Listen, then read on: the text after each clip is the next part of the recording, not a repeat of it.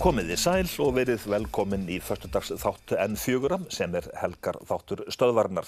Við fáum til okkar marga góða gesti næsta klukkutíman og kynnum þá bara jafnóðum inn og þeir mæta hingað í settið.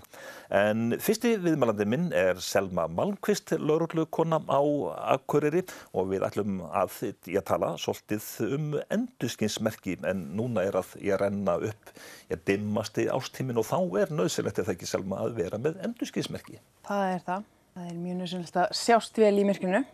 Þú hefur meðal annars þann starfa að ég fari í leikskóla og grunnskóla og svo framvegis og tala við minnsta kosti þá yngstu kynslóðina mikilvægi endurskinsmerkja. Jú, það rétt. Yngstu krakkarnir nú kannski þeir sem að síst þurfa á tiltalinu að halda, bara vegna þess að eins og sést hérna framleiðendur hanna bara þeirra fatnað og búnað í endurskinni. Og fyrir utan það þá finnst þeim kannski flott líka að fara bara í vesti og sjást vel í myrkrinu. Já. En það kannski svona, þegar þú ert komin upp á unglingastigi þá þetta kannski stærra vandamál. Já, þú einmitt með hérna, nokkrar gerðir af fatnaði þar sem að endurskinnið bara, bara innbyggt í fötin. Já, það bara nánast. Þú finnur ekki mikið af barnafötum allavega útifötum sem ekki einhvers staðar glittir í, hvort það eru skórnir eða vettlingarnir eða hvað. Flestir framleiðendur inn á þessari línu. Hvernig eru Íslendingar almennt heldur það standa sig í því að nota endurskinsmerki? Ég held þeir séu ekki að standa sig nógu vel. Það má náttúrulega alltaf gera betur. Og eins og ég segi, börnin þau sjást og kemur gangandi að upplýstu barni og svo þegar þú kemur næð þá sér það að það fylgja einhver fullorðnir hana með. En þeir sem að kannski að gera sig svona, þeir sem að gera sig út fyrir að vera hvort hlaupandi, hjólandi eða eitthvað svoleiðis, þeir kannski, mér finnst þess að þeir búi sig betur heldur en fólki sem að bara bara á leiðinu frá A til B, bara á ferðinni, sko. Maður tekur eftir í, til þess með hjólafólk, hjólafólk almennt bara nokkuð vel útbúið hvað þetta varðar það ekki? Jú, mér finnst það, sko. Það náttúrulega segi ég með hérna eitthvað að ljósum, sko. Það til alls konar blikkljós og LED-ljós og svona, þetta kostar ekki mikið pening og auðvelt að festa þetta á hjólinn, hvort sem í rauninni hvort sem í sko myrkri eða birtu. Rautt blikkljós á aftan mjög gott á sumrin líka. En þetta mikið öryggisatriði að vera vel upplýstur eða vel sýnilegur. Jú, klárlega. Ég veit ekki, það talað hvað, ef þú kemur í myrkri að manneskju með engin endurskinsmerki þá sér það ná svona 25 metra færi en ef hún vel merkt þá sér það ná hvað 130 eða eitthvað svoleiðis, þannig að þú sér að það töluverður munur sem að ökumaðurinn hefur til að bregðast við ef einhver stendur í vegkantinum eða á leiðinni við götu eða eitthvað svoleiðis. En hvað með, til dæmis gæludýr, það voru fréttir í vikunni að það var ekið á hund í gæludýr, þurfa líka að vera með endurskinn? Jú, klárlega. Það eins og segja, það mikið komið, sko, þeir eru í endurskinsvestum eða svo eru komnar ólar, hef ég séð marga með sem að bara blikka. Þannig að þetta allt saman til, þannig að bara verða sér út það að nota það.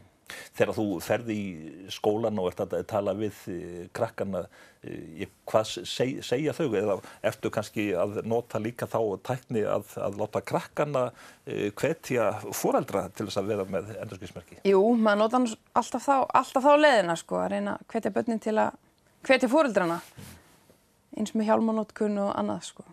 En hvað með verslanirnar? Eru þær duglegar að selja endurskinn og svo framvegis?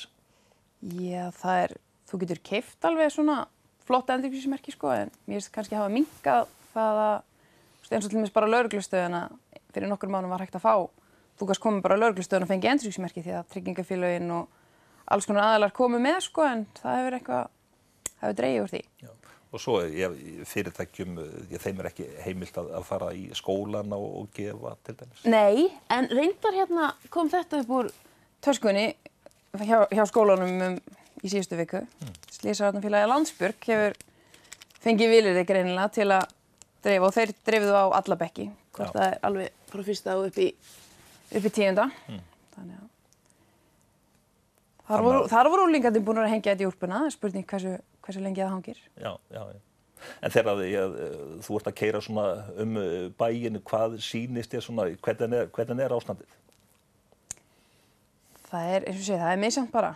Eins og sé, þessir krakkarnir og þeir sem eru sérstaklega á ferðinni til að hreyfa sig eða svoleiðis. Mér finnst þeir vera að standa sig almennt mjög vel.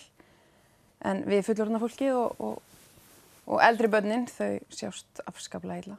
En ökumenn þurfa að vera á bara miklu varðbergi þessa dagana? Jú, klárlega. Og eins, bærinn, hann nú, við ræddum nú við á bara síðast í gær, sko, fórum hérna hring og vorum að taka út bara gangbrautir, lýsingar og svoleiðis á gangbrautum. Og það vantaði aðeins upp á að skipta perur og svoleiðis, en þeir ætluðu að drífa sig í það. En þú, sem sagt, hvetur í raun og veru alla til þess að nota endurskinsmerki þannig að séu sýnilegir? Já, klárlega. Þetta þarf ekki að vera flókið, sko. Ég á nú bara hennan hérna ef ég labbi í vinnuna eða eitthvað, smellir þessu búlpuermina og svo bara tekur þetta af og þú ert ekki að ganga með þetta allan daginn, sko.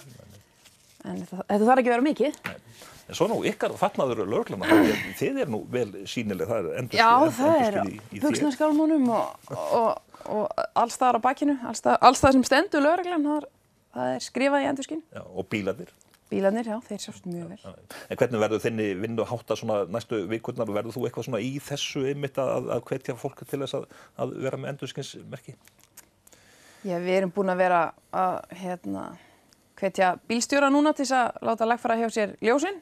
Þannig að það spurning hvort næsta verkefni verði ekki að hnýpa bara í gangandi vegfarendur á mótnana og benda þeim á að vera með endurskinsmerki á sér.